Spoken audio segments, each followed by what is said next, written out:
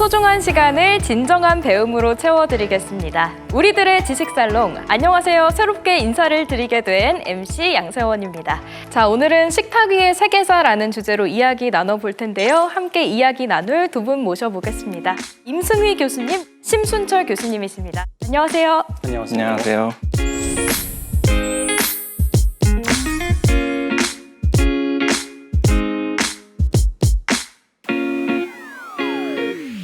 오늘 주제가 식탁 위의 세계사잖아요. 어떻게 하다가 인간 요리를 하게 됐고, 그리고 또 이 요리가 인간을 어떻게 진화시켰는지 그 부분이 정말 궁금합니다. 가장 기본적인 요리의 정의는 네.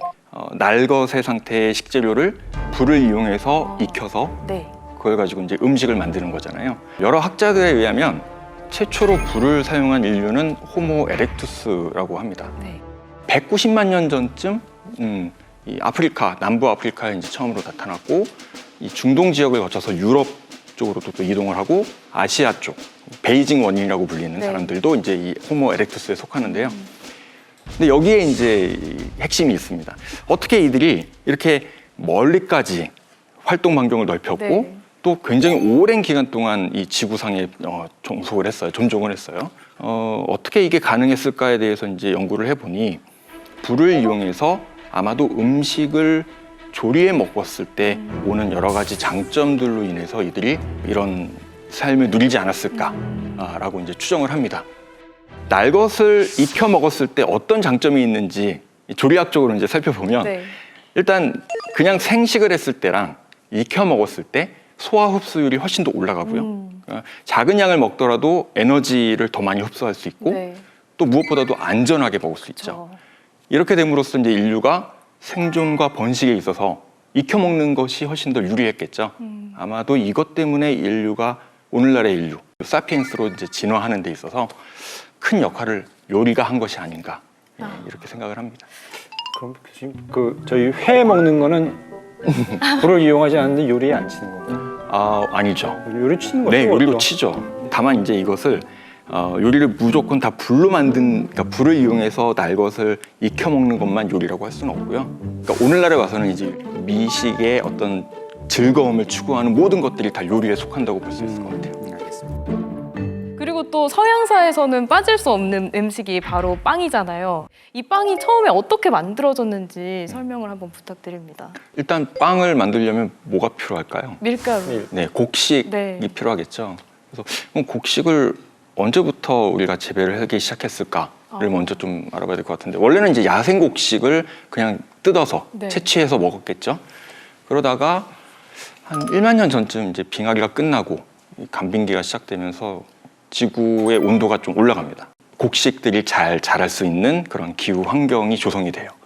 이렇게 이제 환경이 조성이 되니까 더 이상 이제 떠돌이 생활 하지 말고 한 곳에 정착해서 농경을 하자, 농사를 짓자 해가지고 이 야생 곡식을 이제 흩뿌립니다. 그래서 그것을 경작을 하는 거예요.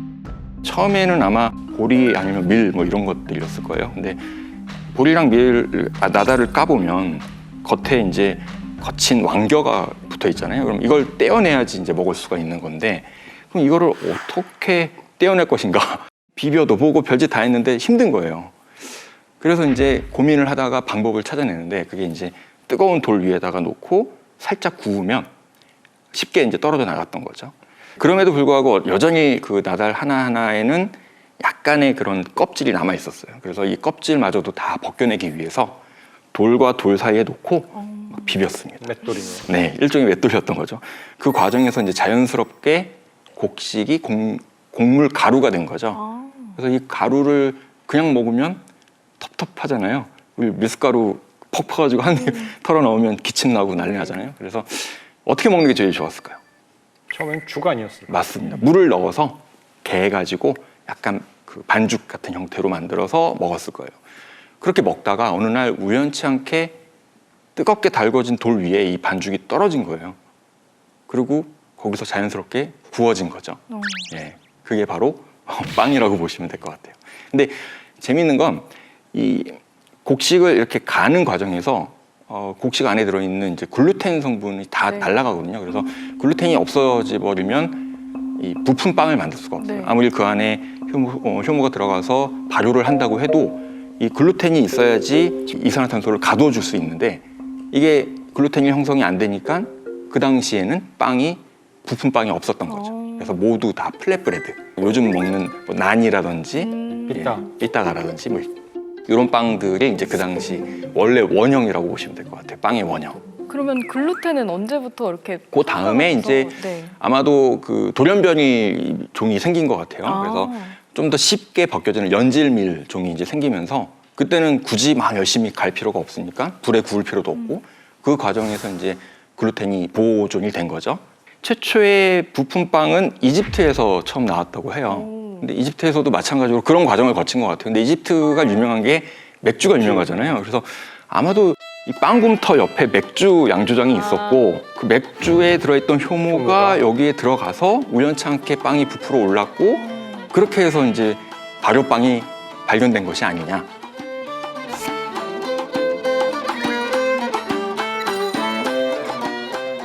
그리고 또 이 빵이 참 역사적으로도 중요한 역할을 했을 것 같다는 생각도 드는데요. 제일 유명한 사건은 프랑스사에서는 이제 프랑스 혁명이죠. 사실 빵 때문에 혁명이 일어났다라고 해도 과언이 아닌데. 그때 뭐 그 마리 앙뚜아네트가 빵 없으면 뭐 우리 케이크를 먹으면 되지 않느냐. 근데 원래는 빵이 없으면 브리오슈를 먹으면 되지 않느냐라고 얘기했다고 하는데 사실 와전된 이야기고요. 마리 앙뚜아네트가 그런 얘기를 한 적이 있는지도 확실하지 않고 했다고 하더라도 그거는 프랑스 왕비가 되기 전, 한 10살 이전에 오스트리아에 있을 때 그때 했던 이야기일 가능성이 굉장히 높습니다. 1789년에 이제 혁명이 일어나는데 프랑스가 그 혁명 있기 2년 전부터 냉해가 좀 2년 연속 닥쳐요. 그러니까 기온이 평균 기온이 되게 낮아지는데 평균 기온이 낮아지면 식물의 생장 기간이 확 줄어들거든요. 그러니까 수확량이 평소보다 작아지는 거죠. 수확량이 작아지면 빵값이 천정부지로 치솟는 거예요. 18세기 후반부쯤 되면 파리의 도시민들이 그 자기 수입의 6분의 1 정도를 빵값으로 소비했다고 하는데 그러니까 굉장히 이미 큰 비중을 차지했는데 그게 이제 계속 올라가는 거예요. 그러니까 먹고 사는 게 점점 힘들어지고 백성들의 불만은 높아가고 그런데 이게 평등하지가 모두가 다 그렇게 굶은 게 아니라 잘 먹는 소위 지배계층은 계속 잘 먹고 그래서 당시에 한 영국인이 프랑스 사람들의 90%는 배가 고파서 죽는다. 나머지 10%는 배가 불러서 죽는다라고 비꼴 정도로 이제 이 빈부격차의 문제가 심각했는데 그러다가 이제 혁명이 일어나고 8월달에 파리의 그 파리 여성들이 모여서 이제 집회를 하기 시작하고 궁극적으로는 어떻게 되냐? 우리 베르사유로 가자. 그래서 루이 16세 부부가 있는 베르사유 궁을 찾아가서 쇠창살을 흔들면서 뭐라고 했냐면 빵을 달라. 우리에게 빵을 달라라고 요청을 합니다. 결국은 그 사건으로 그 파리 여성들이 베르사유 궁 안으로 들어가요. 들어가서 왕가를 끌어내고 며칠 뒤에 이제 루이 16세 부부는 베르사유를 떠나서 파리로 결국은 끌려오는 이런 사건이 발생하게 되죠. 음식에 대한 욕망이 또 강대국을 만든다고 해도 과언이 아니라고 알고 있습니다. 그런 예시가 있을까요? 글쎄요. 근데 저는 사실은 음식에 대한 욕망이 강대국을 만든다 쪽보다는 네. 강대국이 되면 음식에 대한 욕망이 세진다 이쪽으로 좀 생각이 많이 가더라고요. 네. 그러니까 예를 들면 이제 고대 로마가 이들이 이제 처음에는 로마인들이 굉장히 그 식생활이 소박했어요. 소박했는데 이들이 점점 로마 제국으로 커지고 강대국으로 변화하면서 식생활이 바뀌게 됩니다. 이 지중해 전역을 이들이 석권을 하면서 지중해 여기저기서부터 들어오는 여러 가지 다양한 그런 진귀한 식재료들 네. 그런 것들을 이용해서 좀 더 화려한 음식을 만들어 먹고자 하는 그런 어떤 욕망이 음식에 대한 욕망이 강해진 거죠. 저는 단정적으로 대답하기가 좀 힘든 것 같아요. 근데 다만 그러니까 역사적으로 인간들이 굉장히 많이 전쟁을 해왔잖아요. 근데 전쟁의 가장 큰 이유는 제가 보기엔 역사적으로 영토거든요. 네. 땅을 누가 더 많이 갖느냐. 근데 그 땅이라는 게 결국은 농경지를 포함하고 있기 때문에 영토가 많으면 농경지가 많아지고 농경지가 많아지면 먹고 사는 게 나아지니까 인구가 증가하게 될 거고 인구가 증가하다 보면 군사력도 늘어나게 될 것이고 군사력이 늘어나면 그만큼 더 강한 국가가 될 것이고 꼭 음식에 대한 욕망이 직접적으로 강대국을 만든다기보다는 어떻게 보면 먹고 사는 문제가 인간의 기본적인 욕구이기 때문에 이것과 인간들이 모여서 집단을 이루고 국가를 나라를 만든다고 하면 이 둘 사이에는 뭐 불가피하게 관련성이 생길 수밖에는 없다라는 생각이 듭니다.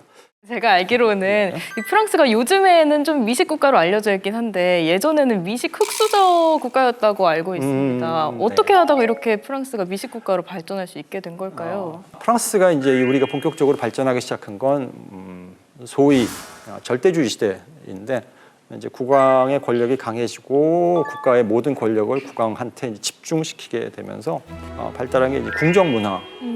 뭐 잘 알려진 루이 14세가 이제 베르사유 궁전 이야기인데 거기에 이제 귀족들을 불러 모아놓고 이들을 지배하는 과정에서 절대자로서 나라를 지배하는데 뭔가 눈으로 보여줘야 될 거 아니에요. 요리의 가짓수, 어떤 요리들을 내놓느냐, 그다음에 한 번도 못 먹어본 요리들을 계속 소개하는 것들을 통해서 자신의 권력을 과시하려 했던 것 같고 문제는 이게 국왕한테만 국한된 것이 아니라 이제 궁정을 출입하는 귀족들도 이제 그걸 따라하기 시작한 거죠. 국왕에서부터 시작해서 귀족, 그다음에 잘 사는 부르주아 층으로 그 요리 문화가 서서히 이제 영향을 끼치기 시작했고 궁극적으로는 이제 1789년에 프랑스에서 혁명이 일어나거든요. 그러면서 이제 왕정이 이제 폐지되는데 이 사건으로 해서 프랑스가 이제 공화정으로 바뀌긴 하지만 요리라고 하는 측면에서 보면 음식의 평준화, 평등도 같이 이루어졌다라고 볼 수도 있는 것 같아요. 혁명 이후에 왕정이 폐지되고 나서 신분제가 철폐가 돼요. 그러니까 귀족이라고 하는 게 이제 제도적으로 완전히 사라지게 됩니다. 네. 그리고 상당수의 귀족들이 해외로 망명을 떠나게 되고요. 그럼 그 귀족한테 고용되어 있던 그 요리사들이 어떻게 되냐면 실업자가 먹고 살아야 되잖아요. 그래서 이 사람들이 거리로 뛰쳐나와서 뭘 하냐면 레스토랑을 열기 시작합니다. 그래서 과거에는 이제 귀족들이 즐기던 요리를 재정적인 능력이 되는 사람이 언제든지 돈을 지불하고 맛볼 수 있는 이런 식문화가 프랑스 혁명 이후부터 발달했다라고 볼 수 있고 절대왕정 시대 그리고 이제 프랑스 혁명이라고 하는 이 두 중요한 역사적 사건이 프랑스 요리의 발전에 중요한 계기가 됐다라고 이야기할 수 있을 것 같습니다. 루이 14세 네. 정말 대식가였다고 알고 있는데 루이 14세 사망하고 나서 부검하는데 위 크기가 보통 사람의 3배였다고 해요. 진짜 많이 먹었던 것 같아요. 지금 남아있는 국왕의 그 레시피 메뉴 보면 하루에 보통 8코스고 각 코스마다 요리 종류가 한 8개 정도 나왔으니까 한 끼 식사에 64접시의 음식이 나오는 거죠. 본인이 식사하는 동안 이렇게 군중들이 볼 수 있게끔 했다는 얘기. 왕은 주로 혼자 식사하고요. 모든 사람들이 보는데 자기만 먹어요. 최초의 먹방 아닌가요? 그러니까요. 그렇죠. 녹화 안 하고 이게 송출이 안 된다 뿐이지 거의 먹방인 거죠. 근데 문제는 이제 나이 들어서 그가 이제 평소에 즐기던 음식 그다음에 먹는 양 때문에 결국은 뭐 일단 소화불량 두통 달고 살았고요. 이 당연히 썩어서 거의 다 뽑아냈고 유명한 이야기지만 이 뽑다가 이를 잘못 지지는 바람에 여기 구멍이 입천장에 구멍 생겨서 스프를 먹으면 코로 이제 흘러 나왔다는 거예요. 그가 죽을 때 보면 그 괴저라고 해서 다리가 시커매져 갖고서 이제 죽는데 결국은 이제 피가 독이 된 거죠. 이제 혈관 속에 이제 독이 가득 퍼져 있는 건데 그게 왜 그럴까 생각해 보면 결국 당뇨가 원인이 아니었을까라고 생각해 봐요. 우리나라 왕 중에서도 또 식습관 안 좋고 몸 안 좋았던 걸로 유명한 왕 있잖아요. 세종대왕. 네. 세종대왕 전 되게 존경하는 네. 왕이신데 세종대왕께서는 그렇게 고기를 좋아했대요. 수라상에 고기가 안 올라오는 고기 반찬이 없으면 밥을 안 드셨을 정도로 그렇게 고기 매니아였는데 오죽하면 그 아버지죠. 아버지 태종이 돌아가실 때 왕이 죽고 나면 이제 상 중에 고기를 먹지 못하게 했대요. 그런데 자기 아들한테는 먹게 해라. 네, 이렇게 이제 남겼을 정도로.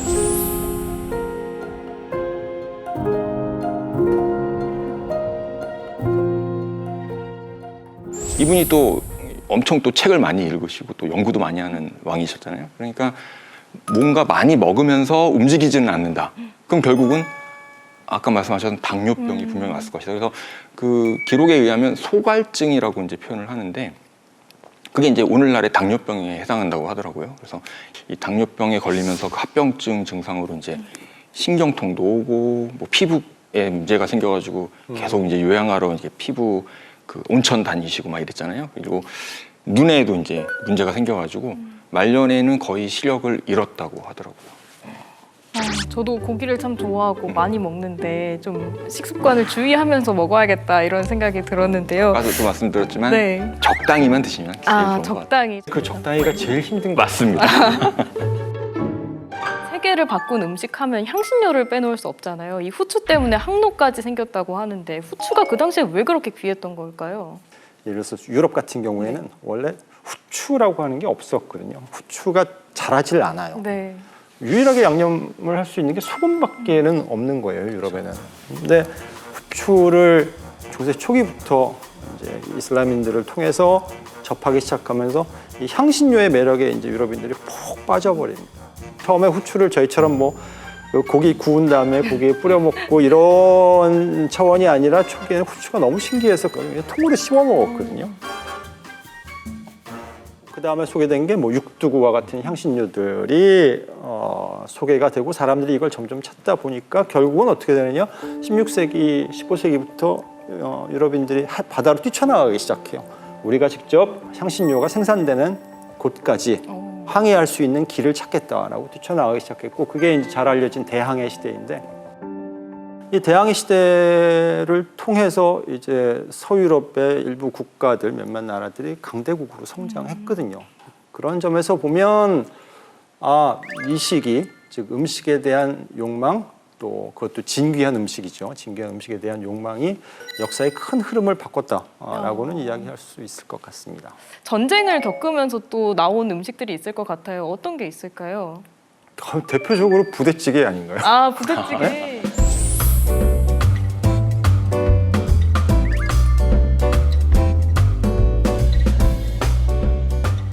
스팸이 사실 1930년대 이제 미국에서 개발되는데 전쟁 때 참전했던 미군 군인들에게 이제 지급되면서 보편화됐고 그게 이제 우리나라에 들어와서 미군 부대에서 이제 흘러나오는 이걸 갖고 어떻게 해 먹을까 하다가 이제 부대찌개가 된 게 아마 대표적인 전쟁 관련된 음식일 것 같고 그 당시에는 어쩔 수 없이 먹을 게 없고 또 군인들도 이동을 하면서 어쨌든 보급품을 받아야 되는데 장시간 보존도 되고 또 영양가도 충분하고 이런 통조림이 이제 그 당시에는 이 팸이 최고가 아니었을까.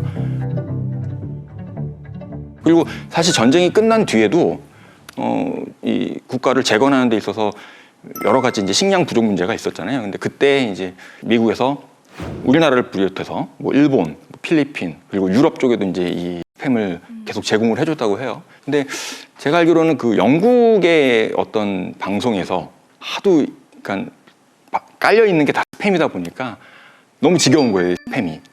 그래서 이제 이게 훗날에 인터넷이 발달하면서 쓸데없이 필요하지 않은데 쓸데없이 많은 거. 스팸. 네, 그래서 스팸 메일이 이제 거기서 나왔다. 뭐 이런 얘기가 있습니다. 예. 어렸을 때 기억에 스팸이 어렵게 당시에는 이제 남대문 시장 같은 데서나 이제 구할 수 있는 거여서 네네. 그걸 어머니가 정말 종이장처럼 얇게 썰어서 저희가 삼형제거든요. 네네. 한 명당 한 장씩 이렇게 주셨어요. 그래서 내가 나중에 돈을 많이 벌면 정말 스팸을 원 없이 먹으리라 어린 마음에 그런 생각을 했었는데 나이 들어서 막상 먹으려고 하니까 다른 종류의 햄들이 또 맛있는 게 너무 많은 거예요. 예. 근데 여전히 스팸에 대한 어떤 향수 같은 거는 좀 있는 것 같아요.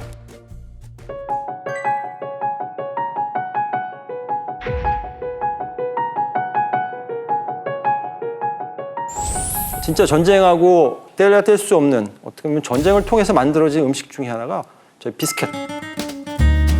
프랑스어로는 비스퀴라고 하는데 BIS는 뭐냐면 두 개란 뜻이에요. 네. 둘. 퀴가 뭐냐면 굽다라는 뜻이거든요. 그러니까 비스퀴 하면 두 번 구운이라는 뜻입니다. 이게 뭐냐면 그러니까 빵을 지급했는데 이걸 전장에 들고 가면 뭐 처음에 일주일은 괜찮을지 모르겠지만 오래 두면 결국은 이제 곰팡이가 가서 못 먹게 되거든요.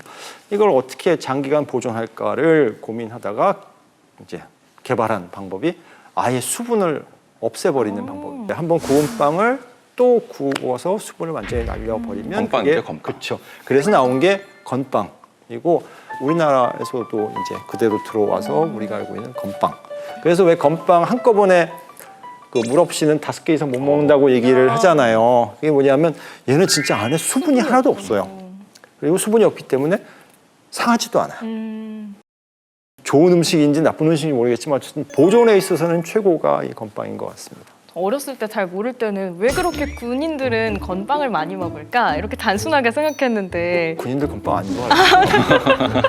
군대에서 이렇게 좋아서 먹는 게 건빵을 아닐 거예요. 많이 먹을 게 보급해줄까?